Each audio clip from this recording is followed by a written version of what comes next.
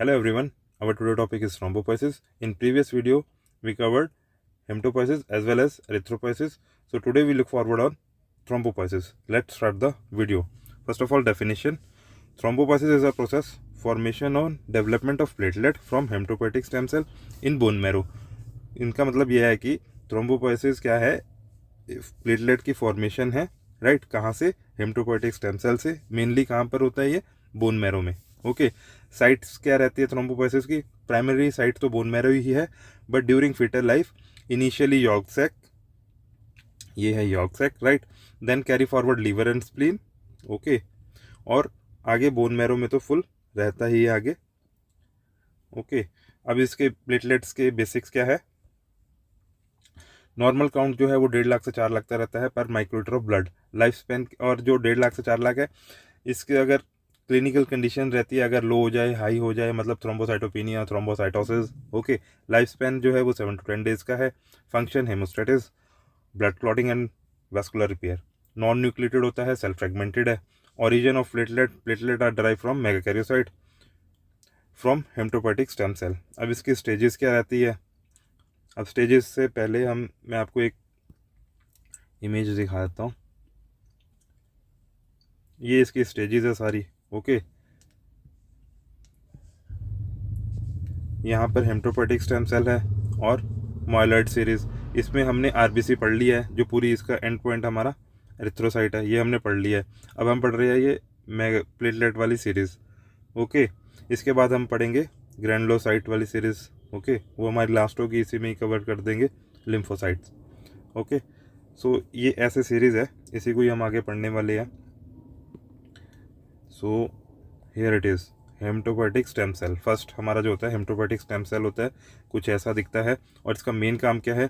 Self renewal, अपने आप की पॉपुलेशन को कम ना होने देना, और rise to all blood groups, blood cells, मतलब जितने भी सेल्स है, चाहे वो वाइट ब्लड सेल है, चाहे वो ग्रेनुलोसाइट है, चाहे वो एरिथ्रोसाइट है, चाहे वो थ्रोम्बोसाइट है, कोई भी है, उसको मतलब उनकी डेवलपमेंट यहीं से ही शुरू होती है। यहाँ पर मैं आपको बना के दिखाता हूँ, ऐसा होता है। और इसका जो न्यूक्लियस होता है काफ़ी बड़ा होता है न्यूक्लियस, ओके। और लार्ज न्यूक्लियस बेसोफिलिक होता है, मतलब इसका कलर जो होगा ब्लू के नियर होगा, ओके। और 2 to 6 न्यूक्लियाई होंगे, ओके। और एंडोमाइटोसिस मतलब न्यूक्लियस का ही ये साइटोप्लाज्म जो है एक ही रहेगा, इसका आगे सेल ग्रोथ जो है, और इसमें न्यूक्लियस की जो प्रोडक्शन न्यूक्लियस की है वो इंक्रीज हो जाएगी, डीएनए आरएनए। सो साइज इसका 8 to 30 है, 2 to 6 nucleus, fine chromatin, blue colour. First ये सेल है, ये सेल इंक्रीज करता जाएगा जिस तरह जिस तरह आगे इसकी सीरीज बढ़ती जाएगी। Promegakaryocyte, very large cell, पिछले का 8 से 30 माइक्रोमीटर था, इसका 20 to 80 आ गया है, ओके। ये सेल बढ़ गया है और ये अपनी शेप भी थोड़ी चेंज कर गया है, ओके।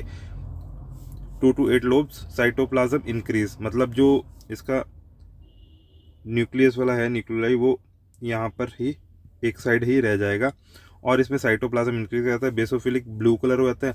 यहाँ पर आप देखो रेड और पिंक कलर के, रेड पर्पल कलर के इसका साइटोप्लाज्म हो जाएगा, राइट। देन ये आगे मेगाकैरियोसाइट की तरफ फॉरवर्ड होगा, तो मेगाकैरियोसाइट जो होता है लार्ज सेल 50 to 100, राइट। वो 80 तक था, ये 100 तक भी होता है, 120 तक भी चल जाता है, राइट। ये सेल है और इसमें 8 to 64 न्यूक्लियाई होते हैं, और cytoplasm fragmented to form platelet, यहीं से ही प्लेटलेट जो है फॉर्मेशन होती है। स्टेन जो है ब्लू टू पिंक रहता है, आप यहाँ पर व्यू देख रहे होंगे, ब्लू टू पिंक ही है इसका, इसे बोलते हैं मेगाकैरियोसाइट। यहीं से ही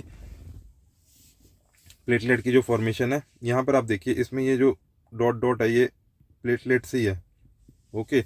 अब यहाँ पर जो है रिलीज इनटू ब्लड सिनुसॉइड में इसमें रिलीज कर दी जाती है, और ईच मेगाकैरियोसाइट जो है वो 2000 to 4000 प्लेटलेट्स बनाते हैं, और इसका साइज जो रहता है 1.5 to 3.0 रहता है।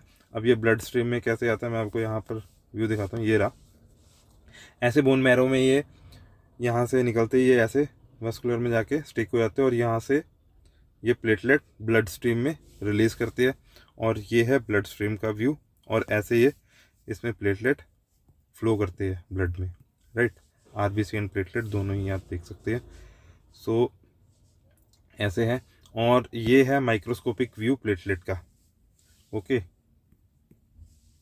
ये प्लेटलेट का माइक्रोस्कोपिक व्यू है।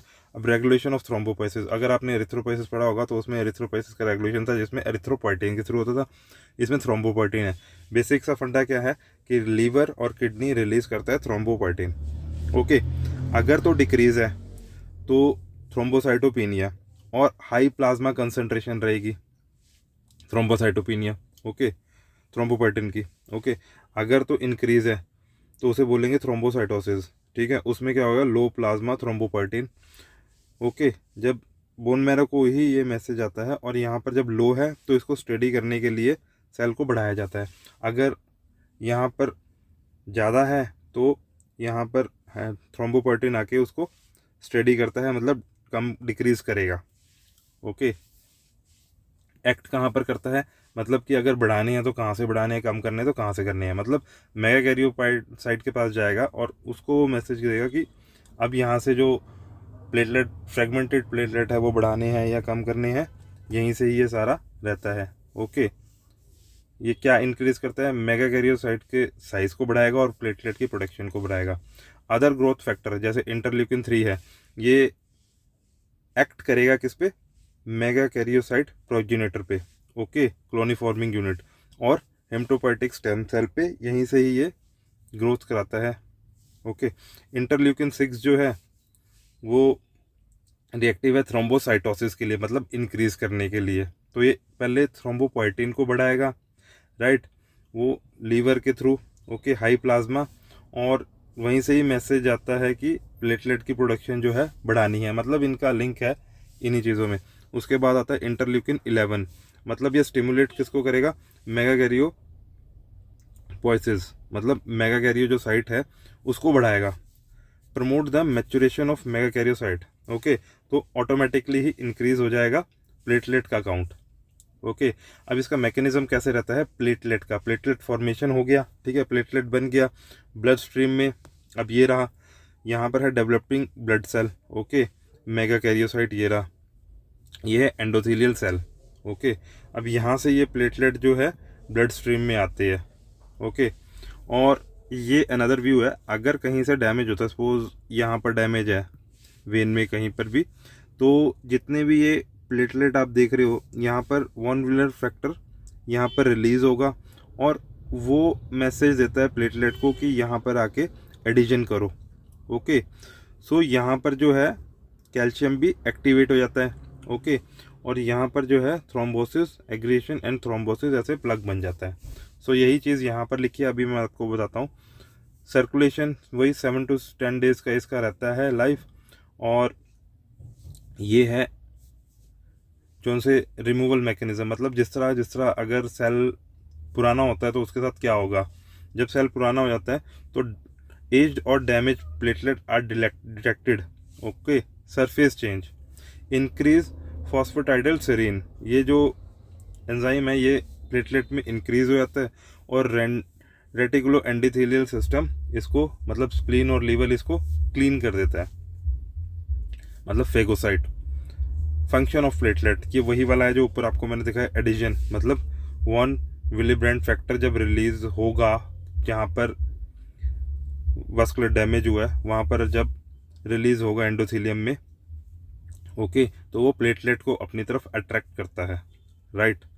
उसके बाद है activation and secretion, serotonin and thromboxane, ये जब रिलीज होते हैं तो ये बाकी प्लेटलेट, मोर प्लेटलेट, इनको भी अपनी तरफ अट्रैक्ट करके अपने पास लेके आते हैं और वहाँ पर प्लग फॉर्मेशन का प्रोसेस जो है वो कंटिन्यू करते हैं। एग्रीगेशन एंड प्लग फॉर्मेशन, यहाँ पर प्लेटलेट जब बाइंड हो जाते हैं तो फिब्रिनोजन ब्रिज बनता है और उसी से ही प्लेटलेट प्लग बनता है।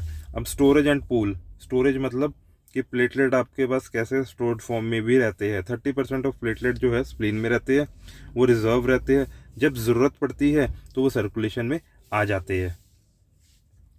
Regulation, production, thrombopoiesis and destruction are balance to maintain count. Okay, जितना भी रेगुलेशन मतलब इसके प्रोसेस को मेंटेन रखना, मतलब अगर 1.5 लाख से 4 लाख जैसे मैंने आपको बताया था, ये इसका एक रेंज है, इस रेंज से ना डिक्रीज़ होना चाहिए ना कम होना चाहिए। अगर होगा तो वो पैथोलॉजिकल कंडीशंस या फिर डिपेंड अपॉन सिम्टम्स के अंदर वो कंसिडर किया जाता है। उसे हम डिजीज़ नहीं बोलते, फर्स्ट क्लिनिकल सिम्टम्स से देख के ही हम उसको आगे प्रोसेस करते हैं। और ये है प्लेटलेट का स्ट्रक्चर। ओके,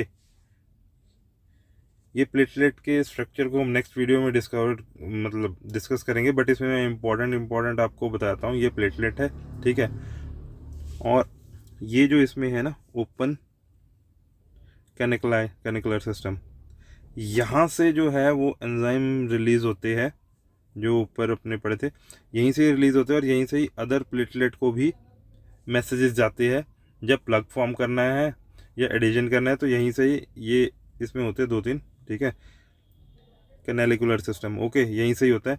बाकी इसमें डेंस बॉडी होता है, alpha and delta, right, granules, सब मेम्ब्रेन एरिया, एक्सटीरियर कोट, इसको हम नेक्स्ट वीडियो में कवर करेंगे। अभी तक यहीं पर था। आज जो हमने कवर करा है वो फंक्शन ऑफ प्लेटलेट, ठीक है, storage of platelet, platelet formation, mechanism of platelet, other growth factor, interleukin, regulation कैसे होता है, स्लाइड व्यू और series of mega karyocyte. Okay, उसके बाद origin of platelet, platelet basics, site of thrombopoiesis and definition. और thrombopoiesis का सिर्फ normal without any pathological condition, ये नॉर्मल बेसिस पे ही थ्रोम्बोपोइसिस आपको बताया है। और इसके बाद हम कवर करेंगे WBC। उसके बाद लास्ट वीडियो में इन तीनों का मैं आपको सारों का ही एबनॉर्मल उसमें कंडीशंस बता दूंगा। So thank you, watch for video.